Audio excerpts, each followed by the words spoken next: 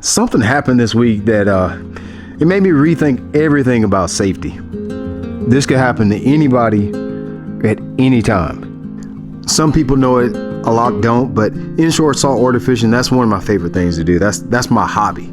I've always had fun taking my kids to do it. I enjoy doing it myself. I began to realize that saltwater fishing is like a release for me. I get used to the normal pace, the normal cadence of going bass fishing every day or filming or fishing tournaments.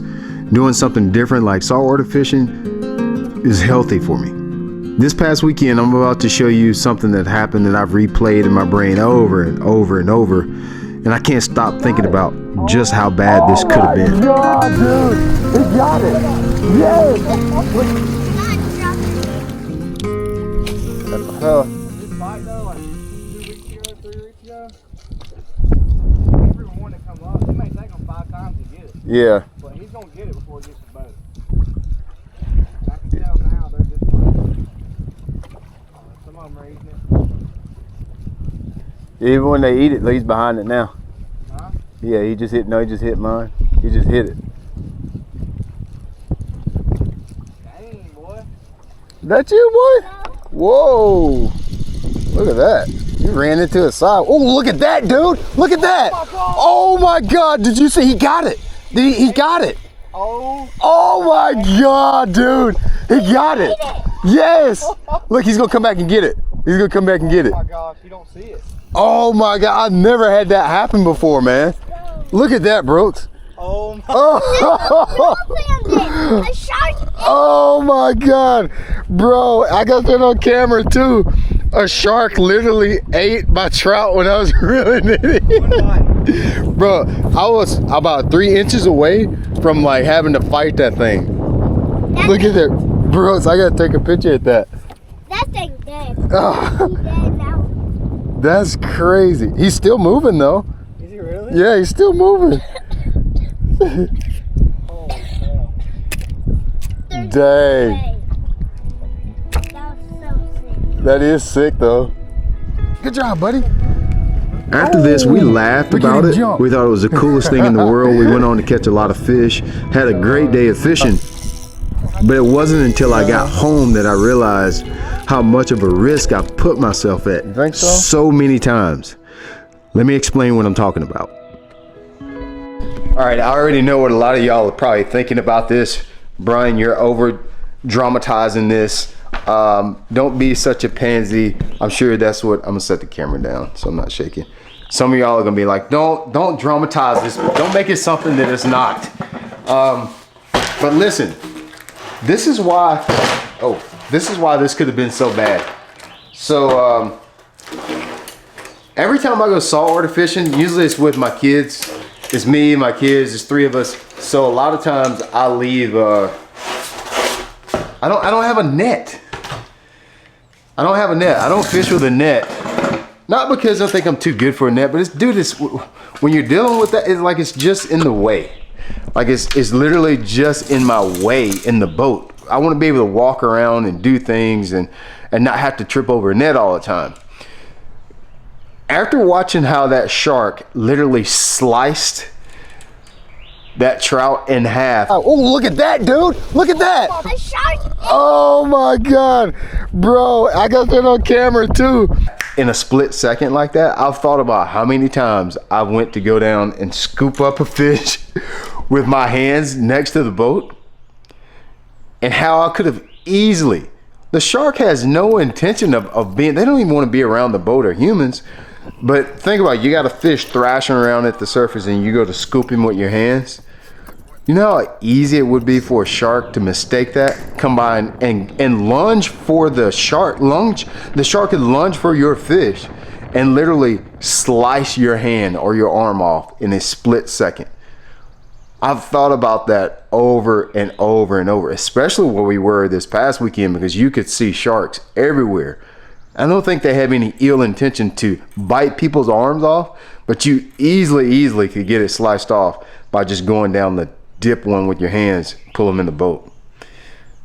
Let me know if y'all ever experienced that or ever thought about it. I'm definitely gonna bring a net from now on. Hey, real quick, I want to invite y'all to my tournament series that I'm hosting this year.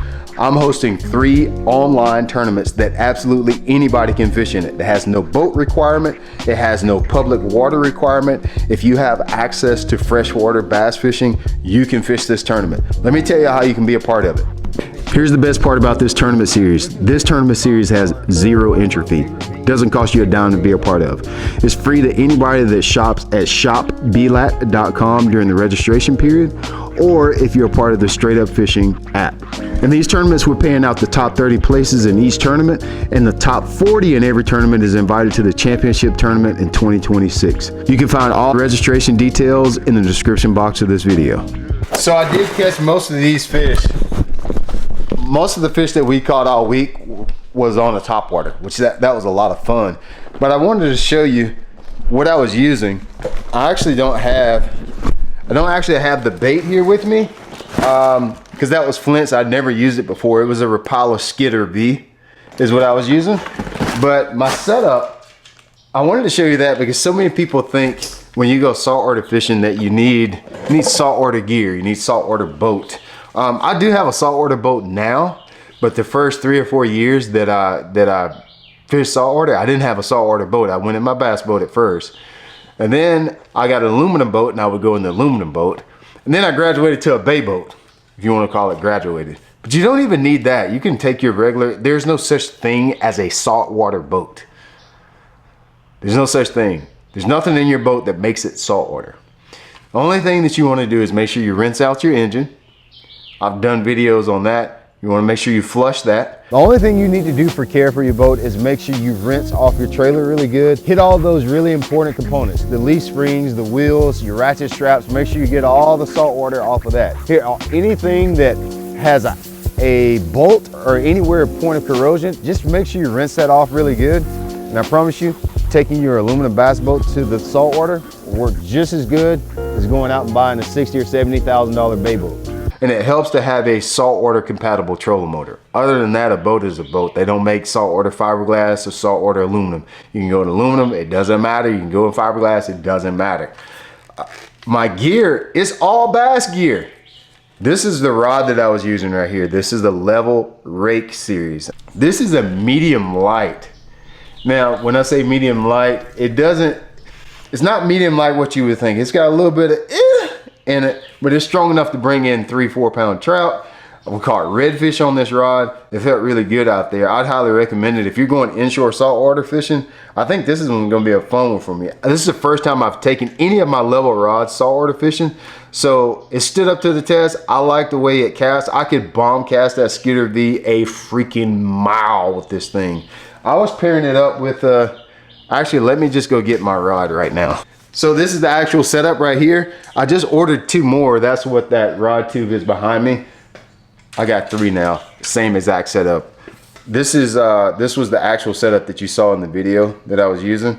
It's the same thing. 7 foot, medium light, level rake. I'll leave a link in the description box where you can get this rod. But I was using this for bass fishing just 2 months ago, or all up until this point. And I paired it up with, I think this is a Daiwa. This is a Daiwa Fuego? Yeah, Daiwa Fuego 2500 spinning reel. Now, I use the same fishing line for everything. We had a question. You guys know I have the Straight Up Fishing app. And so we answer people's question about fishing gear all the time. And I recently had a question come up about line size. I know line can be really complicated when it comes to fishing. And I wanted to try to dumb that down and make it very simple. To be honest with you, I only have a few line sizes. I don't have a bunch of line in my boat. I carry, when it comes to braid, I honestly believe you could get away with 2 different sizes of braid for all of your fishing. In the event that you may go grouper fishing out in the middle of the ocean or something like that, maybe you might need something a little different. But all my fishing, I have 2 pound test braid. This is a 10 pound test braided fluorocarbon. This particular line is the Bass Mooch Katana braid. 10 pound test. I use that for all fishing. When I'm going red fishing, 10 pound test. When I go bass fishing, 10 pound test. Drop shot, 10 pound test. All of my fishing, 10 pound test. It's this one right here. Then I did tie a fluorocarbon leader to my top water. It's just a small one, right? About, you know, that long, 12 to 16 inches in front of my top water. And that was actually 15-pound test. Goro fluorocarbon is what I use. You can see it's still tied to it there. I'll use an Alberto knot, and I'll use a Palomar knot straight to the plug. Now, some people say, oh, bro, you got to tie the loop knot when you're fishing top water. Go ahead, Barry. If that makes you comfortable, go ahead and throw your loop knot. I don't need a loop knot for that. It doesn't make any difference. It's just making a really weak knot because you only got one strand of line going through the line tie. I don't think there's really anything in particular you want to know. You saw I had that pink top water. Flint had a white top water, the white Skidder V. That's really all we used the whole trip. And that was my setup.